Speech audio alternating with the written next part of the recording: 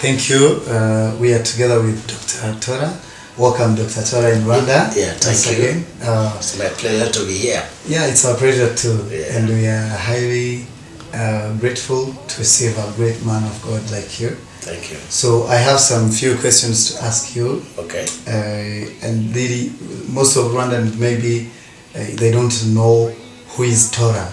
I can, of course, express the name, but they don't know really Tola, who is doing what is he doing. So can you please tell us who is Tola in general? Okay. Thank you. Welcome again. My name is Pastor Dr. Tola OLUKILEDE. That's my full name. Born in Nigeria. Yes. Went to school in Nigeria and part of UK.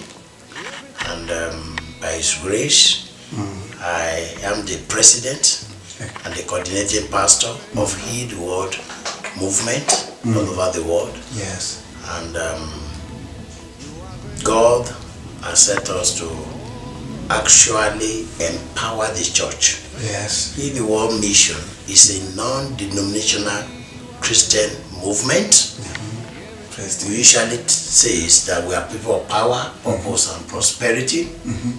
Everywhere we go, power, purpose, and prosperity marks our messages. They are the anchor of our messages. Sure. But most especially, we are to empower the church of God. Who are the church of God? The people of God. Sure. It is not the building, it is not the denomination. Exactly. Everyone called by God or created by God and who has also accepted Christ as his personal Lord and Savior. Number one is a child of God. And they are the church we are talking about. Because they are the people that make up the church. Sure. Secondly, those who are not even going to church at all. They were also created by God. Sure. They were sent to this world, especially this country, by God for a particular purpose. Sure. So the mission of Heed the World movement is to raise these people up, give them knowledge, the reason, and the purpose of their living through the word of God. Exactly. And that's why we are here to teach and impart the word unto the people. Amen. That is what we Wow. are doing. Very interesting. Not only in Liberia, not only in Rwanda, but in most of the countries that we have privilege to go. Okay. Yes. Yeah, actually, it's like you knew the second question that I had. Okay. Yeah, it was about the purpose and the mission of this Heal the World movement. You have been mentioning all details of this movement, but especially you came to Rwanda. Yes. Of course, Rwanda was big. It is a big country. Yeah. Maybe you could choose Kigali as our capital city, but you choose this upcountry side. Like we are in Huye, Butare. Yeah. You choose Nyaruguru. So you are here. Yes. Why Huye? Why Nyaruguru? Why did you choose this upcountry side? Okay. Before I answer that, let me tell you what God has been using Heed the World mission for, Heed the World movement for. I told you about empowerment. Yes. Sure. Okay. God gave us a mandate that we should go and raise people and families for kingdom exploit. That is, raise them up so that they can do exploit for me in my kingdom. Through what? Through trading covenant secret. That is the anchor of our message. We teach people what is covenant practice. Okay. Covenant practice is all about giving. Yes. Covenant practice is all about loving. And Heed the World mission, bearing our name to heal. We know that a lot of people are sick, not physically in the body, but mentally, spiritually. Sure. They were sick. Sure. Countries are sick. Sure. You understand? Churches are sick. But God sent us to go and heal them by giving them what it takes to be alive. Good. And what does it take? It takes only love and giving. So these are the things we have been teaching people. That's why we could tell you that time that I have daughters from Uganda. About 3 of them who came. How did they become my daughters? I went to Uganda preaching the word, and I noticed that this one need help, this one need help, this one need help, and we're able to ask them, what is your need? And God used us to provide their needs. It may not be total. Yes. Because there is a particular lady, she's almost 26. We found out that she's good, but she didn't go to school. So we asked her, why are you not in school? She said, because of financial problems. Immediately we asked her to go and start school in primary school. From primary? From primary.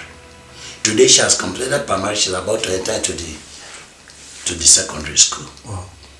So God used us to begin to shape the destiny of that lady. Yes. And if that lady is today, we don't know what may become of her tomorrow. Sure, of course. She can become the mother of that nation. Yeah, sure. So that is what the World Mission have been doing. Teaching people, nations, pastors, that you need to know about giving and practice giving for you to be able to heal your congregation, heal your nation, and heal yourself. Yeah. That's what I've been doing. Now, coming to what brought me to Uye. We have been to Kigali several times. Okay. Because the World Movement have been in Kigali now for the past 3 years. Through Pastor Fidel, who happens to be my spiritual son. And he came in contact with the World Movement also somewhere. And he came to Nigeria and he volunteered that he want to be working for the World Movement in Rwanda. So through him, we came to Rwanda to organize conferences mostly for Christians and for pastors. And God used us mightily to begin to change their mindset. And for most of those churches and ministers to know their purpose where they are in Rwanda. Exactly. Wow. And last year, February 25, God now told me that the conferences and the seminars may not be enough to impact the people and touch their lives and heal their homes and heal their destiny towards healing the land of Rwanda or any country, that we should be organizing crusades. And God told me specifically that I should go forth and tell them that He loves them. Either they are Muslim, or they are pagan, or they are Christians. That is the one that created them. Yes. That was what gave birth to Jesus Love You Crusade. Wow. So I came here because the city is too congested. The people in the city are too busy. But people that actually need to change the nation, they are not in the city. They are in the hinterland. The majority of the Christians movement today, they are the hinterland, in the regions. They are not in the city. Most of the people in the city are too psychedelic. Busy. About their jobs, about their so many things. So we may still go to the city, but want to tour around the regions of Rwanda. Even reach those people who are unreached. Yeah, who are unreached. Who are unreached. So we have to reach them and let them know that Jesus loved them in a crusade setup. Wow. And that's why we are here. Wow. And we are here for 3 good days of crusade and also 5 good days of conferences. Good. Yes. Very the conferences is organized for the ministers, for the Christians, for the workers, and for non-Christians that may have time to come for the conferences. But the crusade is for general, for everybody. Either you're a Christian or you're not a Christian, the crusade is for you. Yes. For you to come. Wow. And witness the power of God and learn more about the word of God so that you can receive knowledge and wisdom to manifest the purpose of God in your life. Amen. It is very interesting to hear the word healing. When you speak out, when you when you say healing in Rwanda, we understand What is healing? 2 times. Healing is something very crucial and important in this country. And actually it is something that no one else, maybe everyone can contribute to it, but mostly the church. Church, it is our first mission, of course. Yeah. But you know the case of Rwanda. Yeah. You know the history and the background of Yes, my Rwanda. son How do you relate with your mission and purpose, especially Rwanda, which faced the genocide in 1994, genocide against Tutsi? Yes, that's why Rwanda is very key to me. And I thank God for what God is doing in Rwanda. Because when you look at the history between these 2 tribes that were killing each other, you will find out that the root of it is bitterness. Sure. The root of it is unforgiveness. The root of it is ignorance. Of course. You understand? Of course. And the root of it is the devil. He alienate the people. So our hope is to come to Rwanda and let the people know that they must love each other. They must never allow bitterness And forgive. and unforgiveness to reign again in their heart. They must be ready to forgive totally and live together in love. Unconditional love. Because that's the kind of love that God himself teaches. Sure. Okay? Sure. For me, I know that when you are filled with the spirit of love, nobody can offend you and you keep that thing for long. Sure. You will easily forgive and forget. Sure. So we are here because this nation is key to our heart. God wants to see Rwanda to continue to grow stronger and stronger, because where there is love, there will be unity, there will be progress, there will be prosperity, there will be purpose, one purpose, there will be one language. Yes. And Rwanda is tending toward other countries and other nations of the world, because every other nation have their challenges, including America, United Kingdom, Europe, Japan, China, Asia, Russia. There is no country that doesn't have their challenge that could destroy them under 1 month. Sure. Yes. But God is sending us to the people, to the leaders of the nations, that they must be totally healed of bitterness, of envy, of unforgiveness, and all those vices. Thank you, sir. And actually, I don't think Dr. Tola is just a pastor or a minister. But professionally, you have another profession, like you have different work, different responsibilities apart from the ministry. So I want you to give a challenge to different servants of God or pastors. How do you relate with this life of professional life and ministry life? I mean, I think you understand what I mean. I know. I mean the marketplace. Oh yes, oh yes. You see, the problem of the church is that they have been given wrong doctrine from the beginning. And that's why you could see a minister of God today tell you that it's full time.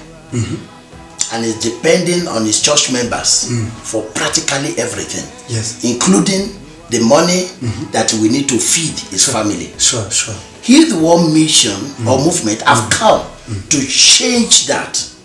Because Father Abraham, who is the father of faith, is not a full-time prophet. He works. Interesting. Yes. Father Abraham works. The Bible made us to that he was trading in cattle, gold, precious stones. The same thing for Isaac. The same thing for Jacob. The same thing for Peter. The same thing for Paul. The same thing for all the apostles of Christ. I don't know where they find their own. That when you're a minister of God, you don't work. That is the genesis of poverty in the church. Sure. That is the genesis of lies in the church. That's why you see a minister of God will stand at the pulpit because he need money to feed his home. He start telling lies to his to his members to give you money. Whereas he's supposed to be so rich like Abraham, Yes. and bless the poor in the church, Of course.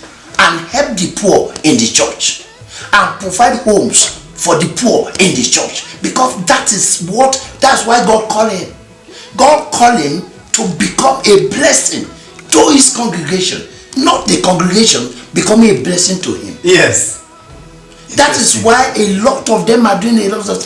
For in my own case, I'm a businessman. I am a surveyor. Okay, my real profession is surveyor, but I'm a businessman. I have companies.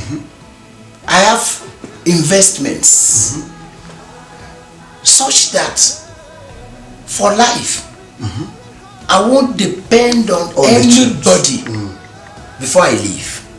They can bless me. They can say, oh, we appreciate what you are doing in our lives, the knowledge you are giving to us, so we give you a seed.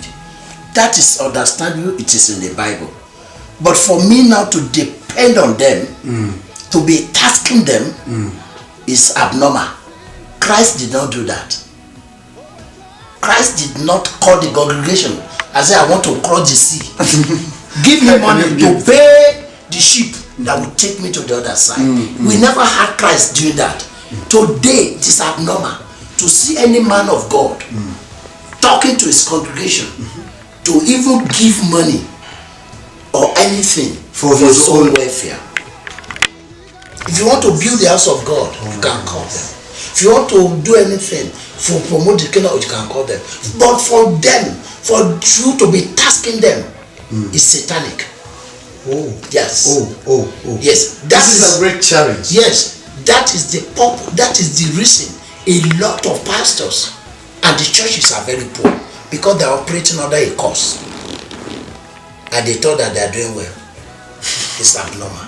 And this is what His World Mission have come to do. That's why God set us up, send us to this world to go and change the church. That's why He told me, said that go and complement the effort of the church. I hope these teachings and understanding, it is going to be shared in different conferences, like ministers' conferences. Definitely. That's why we're investing our time, our resources to get the ministers together and talk to them. Wow. That is why we are here. That is why God sent us here. That's why we are still alive today, and we're going to do that for the next 60 years or more. Wow. Yes. Pastor, this is really interesting. My last question is concerning, as we know and see, you are an influential pastor all over the world. You are an apostle. You're doing the ministry. You have companies, as you mentioned. You do these different things. How did you make it? How did you make it? How did you reach this far? And can you tell us the secrets of this? Okay, thank you. I was born into a very poor home. I struggled to go to school. Yes. I managed to pass out of universities, and I also managed through loan to pass out of my postgraduate school, where I had my postgraduate studies. I was living barely very poor, and even when I passed out of the colleges, for good 10 years, I could get a job. But in the midst of that, I met with Christ. Wow. And when I met with Christ, I asked God, what is my purpose? He said, I'm sending you to be a blessing to the poor and the helpless. At the time when God was telling me this, I was still very, very poor. I need help myself. Yeah. I now asked him, how can I be a blessing to people when I'm poor myself? He said, the little you have, continue to share it. The more you share it, the more it will grow. Wow. He said, the Spirit of God made me to know that when you have money, money is like a manure. When you heap it together in one place, if you don't spread it, it will decay, it it will spoil. Yes. But when you spread the manure, it will bring much harvest. So he said, the little you have today, continue to spread it. As I continue to bless you, spread it and spread it. That's how God began to bless me and make me a multi-millionaire. He blessed somebody. I've never borrowed one dime in my life. Wow. Yes. And nobody has ever given me money to help me in my life. Everything in my life came from God. Just to teach me so that I will have something also to teach the other people. And that's why today I can stand and I can teach people. And it was quite amazing for me, because up to today, I know one thing, that we can do all things through Christ Jesus that strengthens us. How I was able to combine my business with my ministry, yes, with my job, because I'm still working today. Yeah. In Nigeria, I'm working with Toyota Motor Corporation. Toyota. This farmers' country. Yes, Toyota. Wow. Yes. Yeah, we know it. So there is a branch of Toyota Motor Corporation in Nigeria. I'm working with them. I'm the head of operations and logistics. Wow. That job alone takes the time of any man. But I was able to combine that job with my businesses. To the glory of God, we have more than 6 companies. I have a company in Uganda that's running today. I have one in Liberia. I have one in Ghana. I have many in Nigeria, whereby I'm running, because I know without those companies, there is no way God can bless me. Because God said He will bless the work of our hands. He didn't say He will bless our salary. Exactly. Yes. It is the work you do that God will bless, not your salary. If God want to bless your salary, He will make you a corrupted person, because your salary cannot just so far, or cannot just increase overnight. Okay. When your salary increase overnight, you must have still some money. Sure. Sure. So God said, I will bless you. Yeah. And God actually blessed me. And that's how, by His hand, I came to this position. And I was able to combine my ministry with my job and my businesses. Though I have a very good wife who is standing for me as the MD of those companies. Is the one that oversees most of the issues. Yes. But for me, I sit at the back to give direction, to give advices, to look at their account and what they are doing. Yeah. Every night when I close from work, there is always a file packed up for me from all those offices for me to look at. So it is my responsibility to make sure that I look at those files before I sleep, or if I wake up early in the morning before I go to my work. And I'm enjoying it. Wow. I am strong. I've never been sick for one day since I met with Christ. I've never been to hospital since I met Christ. Wow. That's not allowed me to be sick. Yes. This morning I've gone to the gym. I've walked for I do a workout for about more than 1 hour, and I trek from that place to this place. I trek from the gym in from Mukoni. Yes, to this place. Yes. I trekked. Even when he came to pick me, I said, "You don't worry, that I'll come." That shows that I am strong. Wow. I am very strong. So God has been so faithful to me. Wow. Very interesting, Doctor. I think it is a really interesting story. I could even hear it more time, so many times. So lastly, but not least, I wish you could maybe give a message concerning directly what can you say to Rwandans about inviting them, or this movement, these conferences we have, the last message you have for youth, for different ministers, even for the people of Rwanda. Praise the Lord. Yeah. Number one, I want to invite all Rwandans to embrace this ministry. Yes. Number one, I want everybody to know, including the government and the people and the church leaders, that the World Movement will never be a church. We are not here to establish a church, because that is not the purpose God sent us. We are here to complement the effort of the church in getting more souls for the kingdom. So I want them to cooperate with us. I want them to embrace us. We are that will give the nationals of Rwanda jobs. we want the government to cooperate with us. Yes. We want people, whenever they hear that we're having conferences in all the regions or in Kigali, to come in their numbers and invite people. Because the word is very important. When you hear a word and an inspiration, it can open up your brain. Because when you are ignorant, a lot of people die in their ignorance. Even God said, my people are perishing because they lack knowledge. Knowledge is important. And the moment you are not the best, it means that you need knowledge to become the best. Sure. So everybody must be ready to embrace knowledge.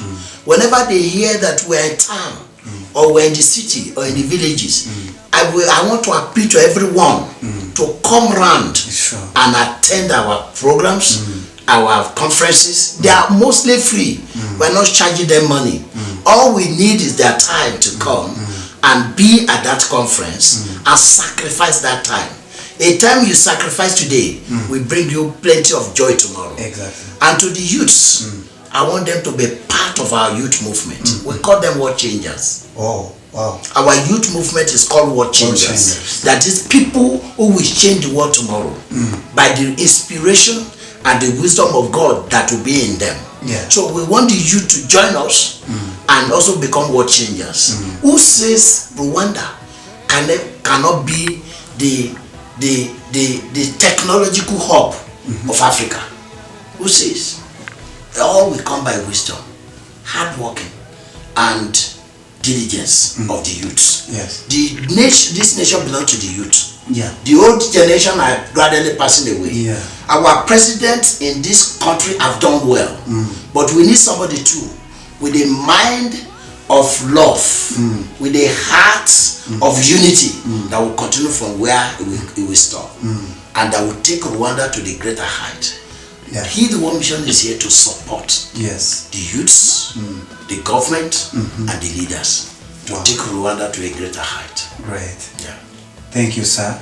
Thank you for your precious moment you gave us. Thank you. And God bless you more. I appreciate it. Yeah.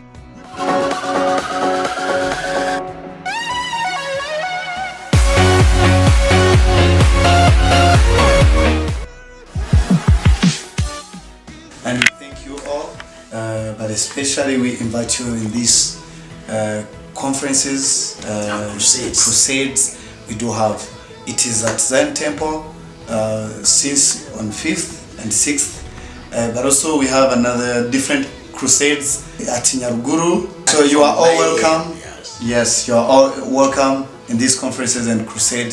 Thank you very much for watching. God bless you.